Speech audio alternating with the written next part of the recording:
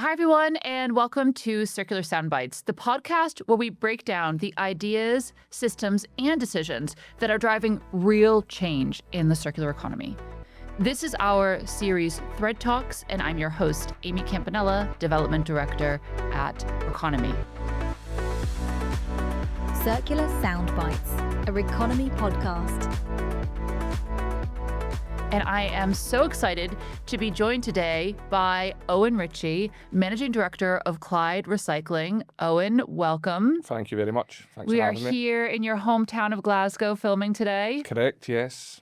Tell us a bit about Clyde Recycling and the history with textile recycling. So Clyde Recycling was formed by my father and his cousin 40 years ago now. This is our 40th anniversary this year. Oh, happy anniversary. Thank you. But previous to that, we were always involved in textile recycling. So it was my great-grandmother who started it, chapping the doors across Glasgow and the East End. And then it just grew from there. She'd bring the clothing back. She would grade it. You had people in Glasgow called hawkers that used to come in. They were market stall buyers. So that's where it began. Then it formed into Clyde Recycling. Actually, initially, when my dad and his cousin started it, it was Clyde Salvage, we were called. And then it developed into Clyde Recycling. So that's who we are today. And it's myself who's the managing director and running the company. So 40 years of Clyde Recycling, what are you going to do to celebrate? What are the party plans? Well, we're going over to Africa this weekend. We're going over to a conference called Landfill to Landmark. So my brother, who isn't working in the business, but is a lawyer and he helps out from time to time. So he's coming along as this kind of celebration of the 40th year. And we're just kind of marking it like that, to be honest. It's a conference that was started last year, and it was developed around bringing importers, exporters like myself, and policymakers together, and trying to just kind of work together on the future. As you've got ultra fast fashion that's hitting these markets in Africa, and the quality's taking a real hit for the retailers out there. So it was trying to bring all the people together to make sure that we've got the quality still going to these African markets, and we've got quality control and checks and transparency.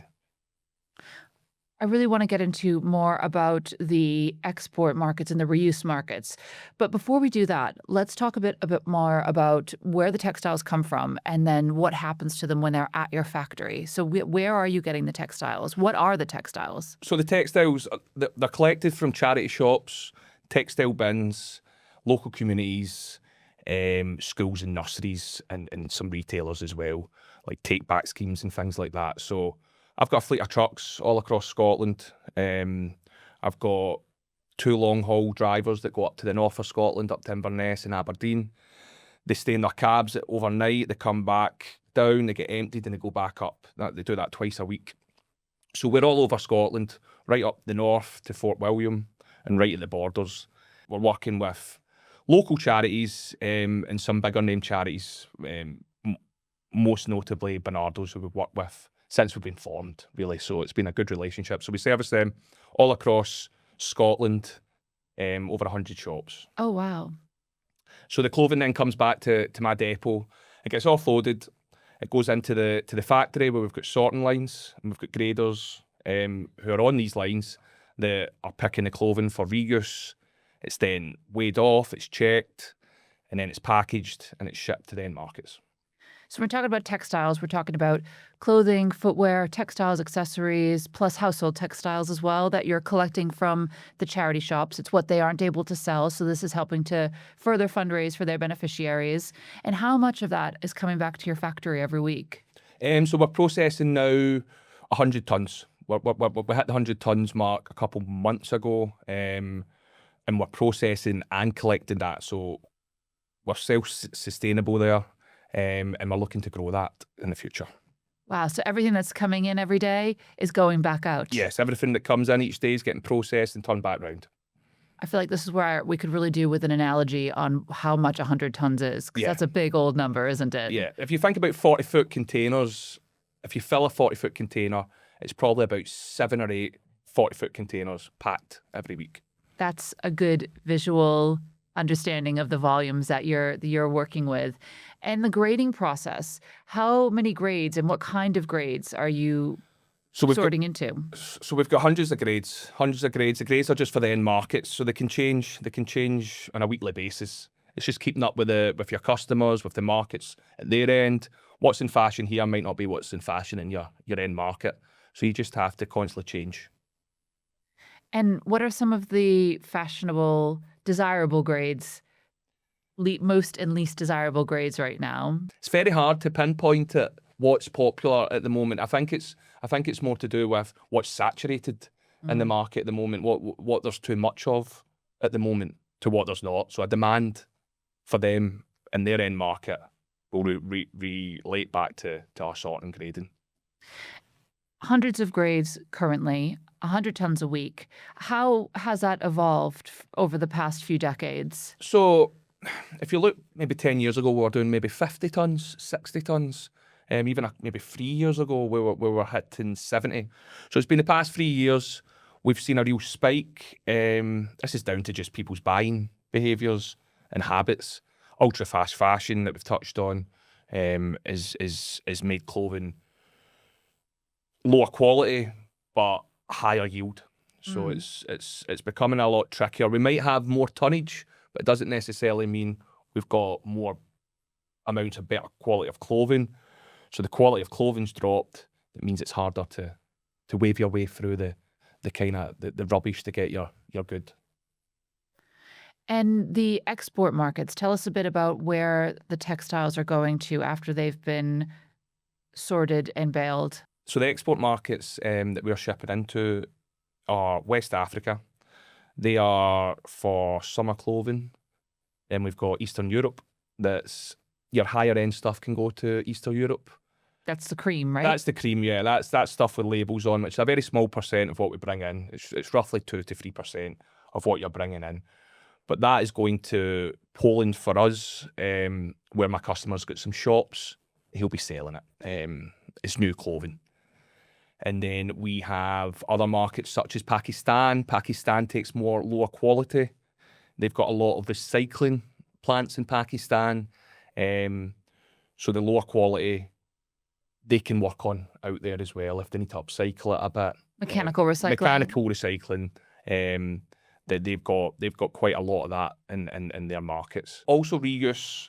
Oh, okay. It is reuse. It's just that it's maybe not got the same amount of life left in the garment as what the African grade has. So they're still getting reuse out of it, but that garment will then be at the end of its life in a shorter period than the African grade. So they have taken it upon themselves to work with this clothing in Pakistan, and that's why there is a lot of these recycling plants out there.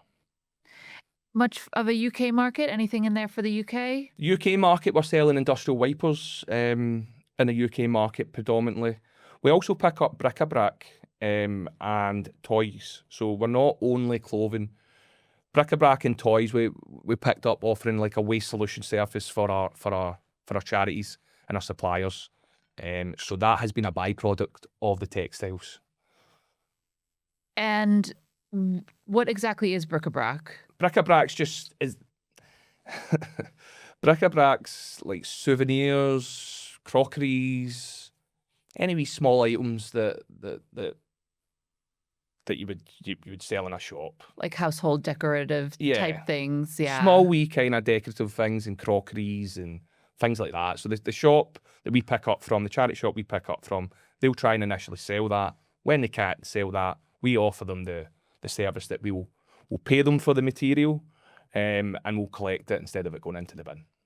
And the bric-a-brac, where does that go to? So the toys, does that go to Pakistan as well? No, so the bric-a-brac and toys, we're dealing with UK merchants. Okay. Who are sorting and grading it just like we sort and grade the clothes. So they sort and grade it, they take out the rubbish, they deal with that correctly, then they ship that to places like Iraq, the Philippines. For reuse? For reuse, yeah. Why are these export markets important? These export markets are crucial, because if we didn't have these export markets, then the clothing wouldn't go anywhere. It would come back to our factory, it'd get recycled, and it would sit in a warehouse. So we need these markets. We need to work with these markets. They can be volatile. That's when it comes back to the support that we're so desperately needing now from the UK government. And what type of support would really be beneficial to help the infrastructure not only survive but thrive? Financial support. Financial support is crucial. I think business rate relief, could be a easy starting point. That would help us massively. That would offset the minimum wage rise. So by raising the minimum wage constantly up, and the price that we can sell the goods at is slowly decreasing due to world politics, volatile exchange rates. So what they have for the pound, what a container, 40-foot container from me would cost them 2 years ago, it's maybe doubled.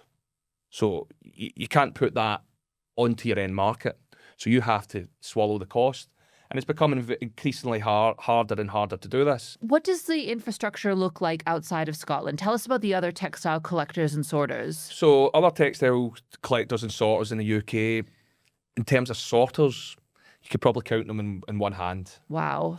How many are left? How's that changed over the years? So it was all collectors and sorters, maybe early in 2000s. It's not becoming financially viable for a lot of companies.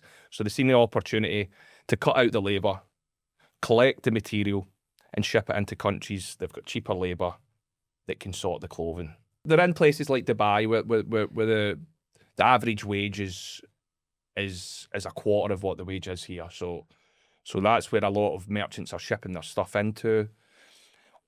We don't want to go down that road. We've been doing this for 40 years, like I said, and we've got expertise. But in a bigger picture, we've been working with our staff for a long time. We've got staff that've been with us 15, 20 years. They're like part of our family in a way. So I think to lose that would be very sad. And I also think that the UK have a responsibility to deal with their own waste. I think that we should be dealing with our own waste before shipping it into countries when we have no control. And when we're shipping into the likes of Dubai, we've got zero control. We shouldn't even be shipping in waste. It's prohibited. It's prohibited in Dubai. So I don't agree with that method at all. Am I right in thinking that there's some legislation coming up that's going to potentially redefine the parameters on what's considered waste, or are textiles, or is used textiles always considered waste? I think used textiles is always considered waste. You've got different legislation for Scotland and England. You've got SEPA, the Environmental Protection Agency in Scotland, and you've got the EA in England. So sometimes it slightly differs on their policies and the law. What I understand is when we collect the waste, or when we collect from, say, a textile bank, it's classified as waste in Scotland. If we collect from a charity shop, it's still classified as waste. As soon as it comes back to our facility and it's ran up a sorting line and it comes out the other end, it's a product. Got it. So that grading process helps to take it from waste to reuse. Yes. Which is exactly. super important to follow the waste hierarchy. It's right at the top. And again, Yes. that helps to reinforce the importance of these export markets. Because if there isn't a market in the UK, then it's important that we take advantage of markets elsewhere. And what about the commercial element behind that as well? These are businesses that are thriving off of buying and selling clothing from the UK and the rest of Europe. Yeah, massively. So I was in Africa last year for the Landfill to Landmarks conference, and I went to the Cantamanto market, which is a massive market, selling all things, but mostly clothing, shoes, handbags. Millions of people go to this market every week. That's why it is still working. Yes, in a smaller scale, but the demand is still there for the clothing from the UK to go to these end markets such as Africa. Good quality, reusable clothing that is seen as higher value than the low-cost, ultra-fast fashion that's coming in from the likes of Yes. The brands that we all know. Yeah. Tell us a bit about your customers. Who are they? I mean, you don't have to name them, but it'd be tell us a bit about the customers and the relationships that you have with them. Because like we were talking yesterday, and you'd mentioned about how that one of your customers, you've been working with them for for almost the whole time, yeah? Yeah. Yeah, so tell us about the relationship that you have with your customers. So customers that we have in these markets, such as Africa or West Africa, we've been working with them maybe 30, 40 years. Wow. So the long-standing customers, really strong relationships. Really strong relationships. We go through good times and bad times. And at the past few years, nobody's really been winning. So it's been very tough. The margins have shrunk razor thin for both sides. It's more competitive at these end markets. They're getting flooded from these fast fashion brands. And even if the quality's lower, they're selling at such a cheap price. Tell me about import tax and how that can have an impact on the sector. Well, I think if we put an import tax on these ultra fast fashion brands, then we could ring fence that money, and we could drip feed it down to companies like ourselves and other collectors and sorters and graders all across the UK. I think that it would put a control on it. It wouldn't stop it. So, the consumer here in the UK, they still want cheap clothing, but this way, it would put a responsibility onto the brands. It might make them slow down slightly, but it would help us deal with the aftermath of it all. And an import tax, in a way, that could be EPR, extended producer responsibility. Yeah, exactly. We've got that in Europe in 4 countries. It's being mandated EU-wide. Where are we with textile EPR in the UK, and where do we need to be? It's still very much in discussions. Here in Scotland, we've had a lot of stewardships and meetings and talks, and the Circular Economy Bill was passed last year. And like the EU, there's fragmentation here in the UK. Scotland is proceeding with a stewardship plan for textiles.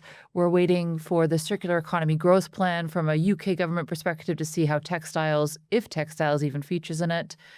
And so it'll just be interesting to see how it all unfolds. And if and when we were to have EPR for textiles in the UK like we do for packaging, that would very much be helpful to fund the textile collecting and sorting infrastructure, which is sadly on the decline. EPR could serve as a fantastic stabilizer. It could really help to prop up the industry and help it to survive and thrive. And how do you see textile recycling progressing with something like EPR as a way to fund innovation? What do you see could potentially happen with mechanical, chemical, thermal recycling with investment? Yeah, with investment, we could look at making yarn for these brands. If we push legislation like minimal recycled content for the brands, then I think that would be the domino effect. That we need to get that legislation passed first, create the demand, and then we could really push on with the chemical side of recycling. But the brands have to be on the same page, and there needs to be a demand for the product. And on that note, what's advice that you would give to brands and retailers in the UK and all over the world? To work with companies like ourselves. If you've got end of line stuff, dead stock, then companies like Clyde Recycling, we can put it into markets where they've not got a presence, and it would help us. It would help us bring our quality up. It would help the people in Africa sell their clothing. It'd help us compete with a lot of these ultra fast fashion brands. So I think they've got a crucial part to play in the future.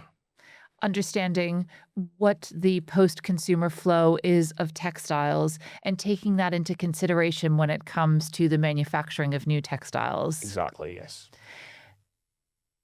Developing infrastructure, do we do that here in the UK with UK money, or do we do that elsewhere where the flow of post-consumer textiles are going? Well, I think the UK should be dealing with its own waste. So that would be sorting facilities, sorting out the rubbish, and only selling on reusable material to the end markets.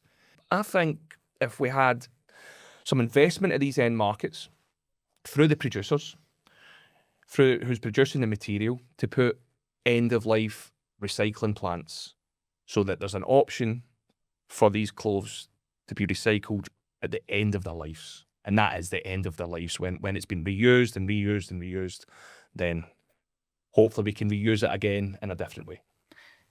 Having recycling technology where the product actually ends its life and then taking that recycled material and getting it back to where the manufacturing happens. And then that links back into what you mentioned about having minimum recycled content. Exactly. That's how we make it fully circular. Exactly. And then the demand's there. Owen, thank you so much. No problem, thank you. This has been a Circular Soundbites podcast. Thank you so much for listening, and thank you to my guest Owen for joining us today. If you would like to hear more Circular Soundbites, you can check us out on all major streaming platforms as well as on YouTube. And if you want to learn more about Reconomy and the circular economy, check us out at reconomy.com. Circular Soundbites, a Reconomy podcast.